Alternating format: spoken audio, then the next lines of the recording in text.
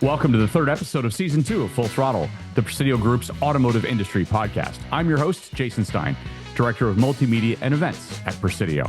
On a regular basis, Full Throttle serves as the industry's meeting point for great conversations with leaders across the automotive world. It's a market which is extremely robust.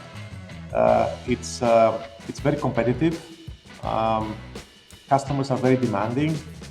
It's asking for high support, quality in services. So all in all, a very demanding market, but at the same time, it's a changing market. And today, our conversation turns to the automotive world of the OEM and all the changes occurring, and at a high rate of speed. Few better to talk the automaker world than Dimitris Psillakis, President and CEO of Mercedes-Benz USA. Few executives have endured as many twists and turns as Psillakis since his appointment on New Year's Day of 2021. He's battled the effects of COVID, the resurgence of the industry, a changing consumer, and now the pendulum of ICE versus electric versus hybrid. But in a way, there are few better for the position, especially given his past. He's lived around the world, run regions in multiple corners of the globe, and is now 3 years into a role that has him running one of the most important divisions in the Mercedes empire, all the while trying to navigate the challenges of electrification. Today, we talk about the value of Mercedes dealerships, the priorities of this automaker, and the path forward on technology. In a wide-ranging interview, we're honored to have our first automaker on Full Throttle, Dimitris Psillakis. Hello, my name is Dimitris Psillakis. I'm the head of Mercedes-Benz North America and President and CEO of Mercedes-Benz USA. And here we are with the Presidio podcast, Full Throttle. Dimitri, it's wonderful to be with you. I thank you for being on the program today. It's a pleasure to be back with you, Jason. Yes, indeed. We've been a couple of places together, but I want to talk about your history for those who may not know who are listening. And of course, Mercedes-Benz dealers know you very well. I know of your history and the fact that you have come from numerous places around the world to be here in Atlanta now. Give us just a little bit of a sense of where you've come from and how far and wide those distances have been.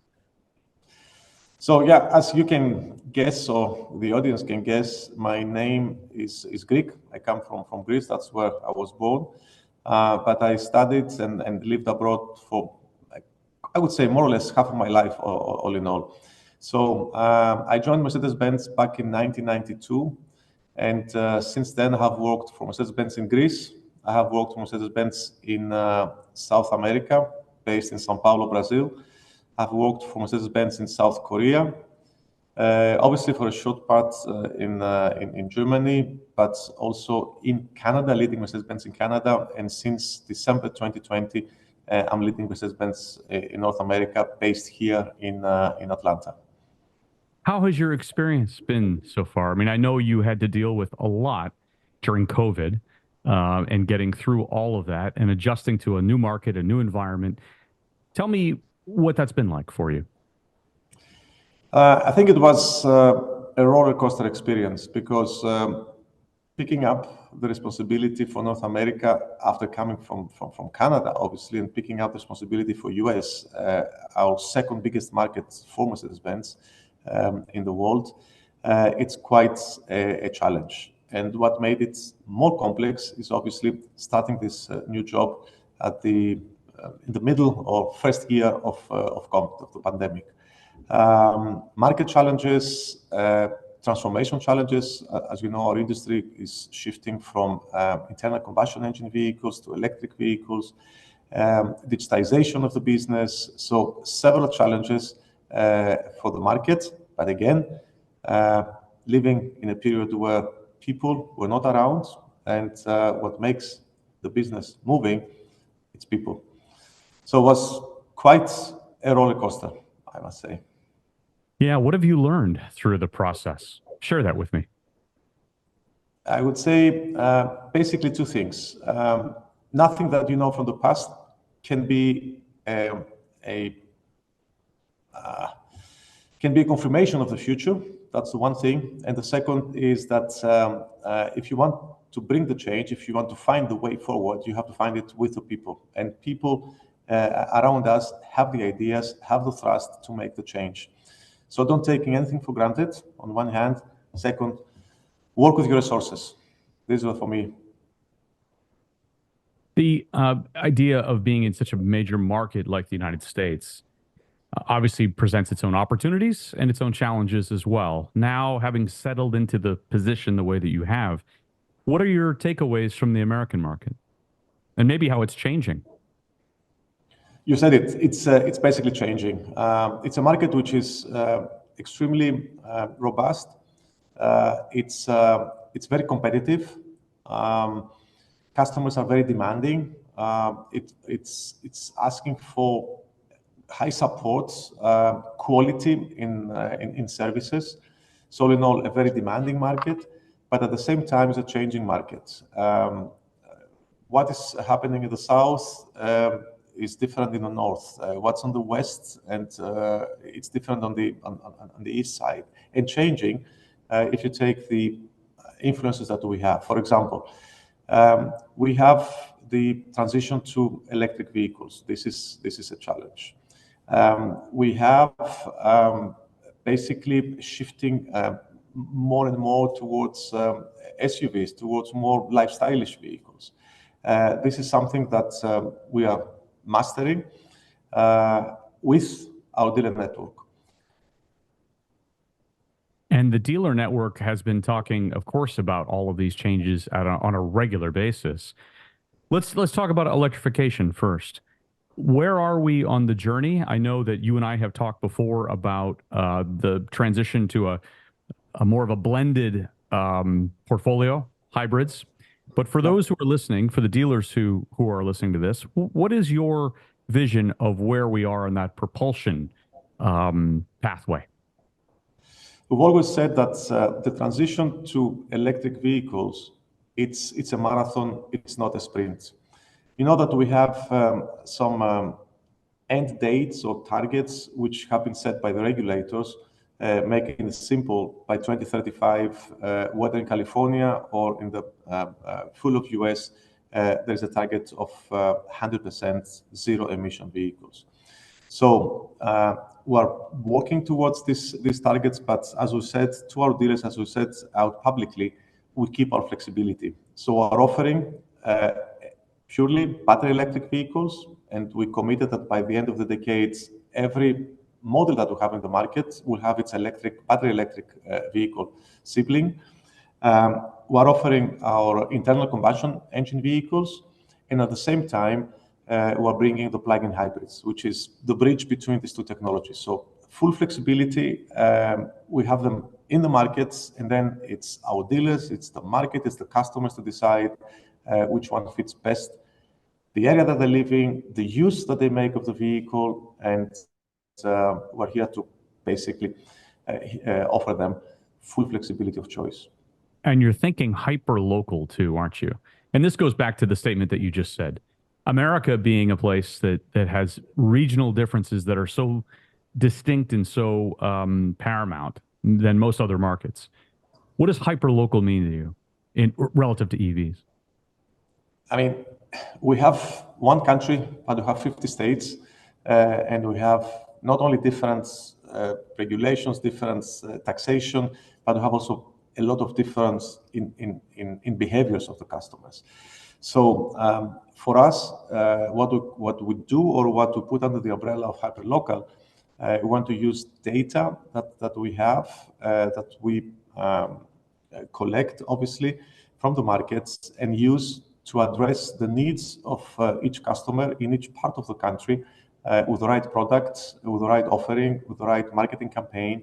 So basically be more focused, be more attentive to the needs of our different target groups, whether this is an ethnic difference, a cultural difference, whether, in the north, obviously 4x4s is a must, but in the south, a 4x2 is okay. You don't need to invest on the value, on the extra price of a 4x4. So this is what we call hyperlocal, be able to adjust all our doings along with our dealers to the specific needs of the target groups around the country. There's a notion that Mercedes-Benz can maximize the natural market gravitation towards luxury. And I know Credit Suisse came out on their global wealth study of just a couple of years ago. 34% of global wealth is held in the United States, where there's only 4% of the global population that lives here. And what I found most amazing is that there are approximately 618,000 millennial millionaires already with a net worth of over $1 million. Very interesting. There is a gravitational pull towards those buyers, isn't there? There is, and I think Mercedes-Benz as a brand, per definition, is the brand to address this target group that you have just described. But we don't do that just by the brand name. We do it obviously with the products that we design and we bring in the markets. And we have what we call top-end vehicles or top-end brands, sub-brands like AMG, Mercedes-AMG, or Mercedes-Maybach, which are catering for exactly these customers and these needs. So offering exclusivity, offering not only design, but also elements in the interior of the vehicle, exterior colors, rims, which are pretty unique, or I would say can be 100% customized to the needs of the customer. So on one hand, special products. On the other hand, full customization of these products to the needs or the wishes of these special customers.